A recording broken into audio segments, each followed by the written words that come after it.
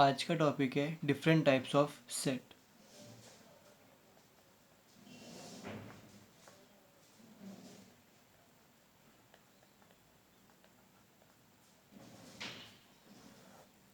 तो types of set में सबसे पहला सेट हमारा आता है यहाँ पे।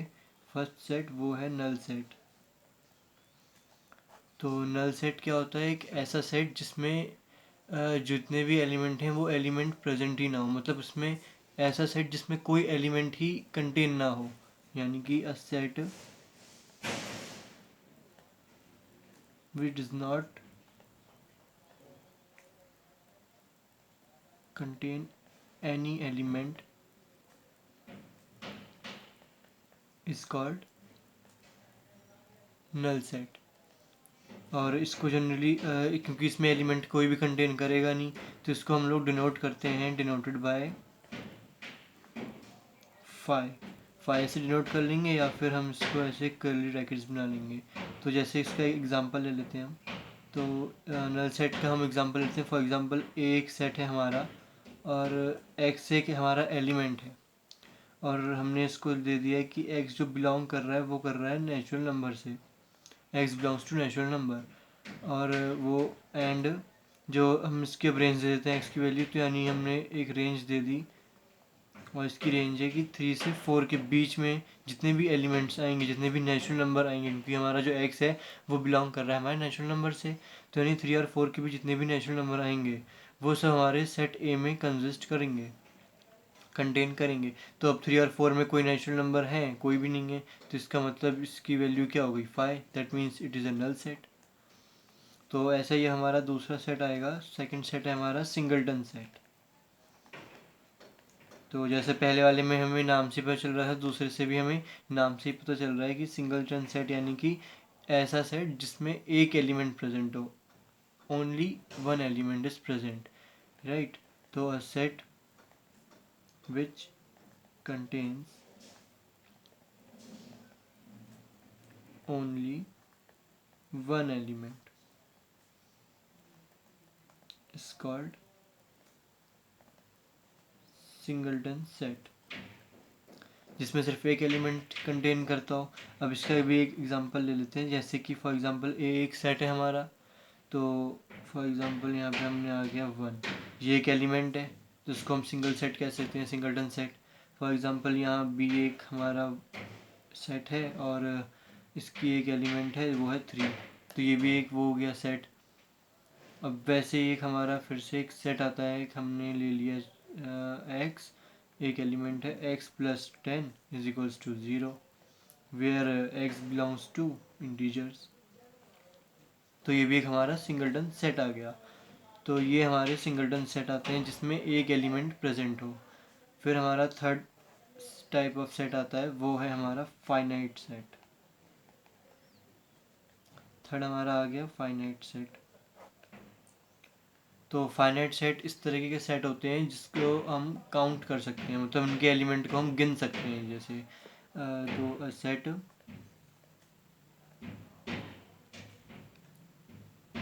which is finite, that means that is it is countable। For example जैसे अभी हम इसका एग्जांपल ले लेते हैं। जैसे कि मान लो हमने ए ले लिया है, ए ई आई, हमने वॉवल्स ले लिए फॉर एग्जांपल।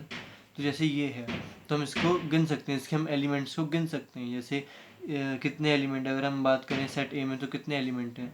1 2 3 4 5। तो यहाँ पे जो नंबर ऑफ एलिमेंट है वो 5 है। तो इसका मतलब ये एक फाइनाइट सेट है क्योंकि हम इसके एलिमेंट्स को गिन सकते हैं। तो which is countable is known as finite set. फिर वैसे ही एक हमारा फोर्थ सेट आएगा, वो है इनफाइनाइट सेट। और फाइनाइट सेट हमसे कहता है कि इस तरीके का सेट है जिसके एलिमेंट को हम गिन नहीं सकते, विच इज़ अनकाउंटेबल, राइट। तो इसकी डेफिनेशन अगर हम लिखें तो हम लिख सकते हैं इट इज़ अ सेट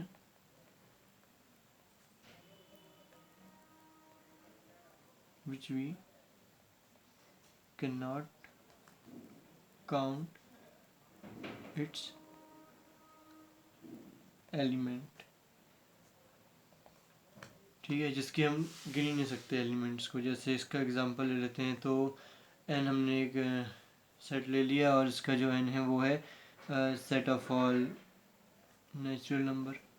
तो अब set of all natural number तो हमारी बहुत दूर तक जाएगी, पूरी डॉट डॉट मतलब इन पूरा इन्फिनिटी तक जा रहा है। तो इसका मतलब जो एन सेट है हमारा वो एक इनफाइनाइट सेट है। जैसे हमने एक जेड ले लिया, जेड क्या है? Set of all integer number, set of all integers. तो जेड क्या है? एक तरीके का इनफाइनाइट सेट है। तो ये हमारे 4 सेट हो गए हैं। अब एक हमारा लास्ट सेकेंड लास्ट सेट है जो है हमारा इक्विवेलेंट सेट। तो हम पढ़ते हैं इक्विवेलेंट सेट को। तो हमारा 5th सेट आएगा इक्विवेलेंट सेट।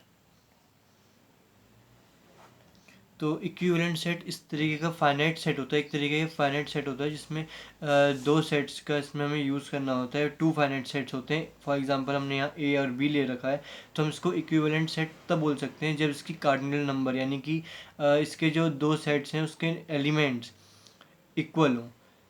तो पहले हम इसकी डेफिनेशन ले लेते हैं, फिर इसका एग्जांपल देखते हैं। तो इसकी डेफिनेशन होगी 2 finite set. For example, A and B are 2 finite sets, okay, and they are equivalent if their cardinal number are same, that is n of A is equals to n of B। तो इसका हम अगर example लेते हैं, तो इसका example for example हमने ए set लिया है और हमने ले लिया यहाँ A B C D E, और हमने वैसे ही दूसरा सेट लिया है B is equals to for example 1 3 5 7 9। तो हमारे पास ये 2 सेट हैं ए और बी। अब हमें ये देखना है कि ये इक्विवेलेंट सेट कैसे है। तो इक्विवेलेंट सेट में हमने इसकी डेफिनेशन क्या बोली थी? 2 फाइनाइट सेट होने चाहिए। तो 2 फाइनाइट सेट है, हम इसको काउंट कर सकते हैं।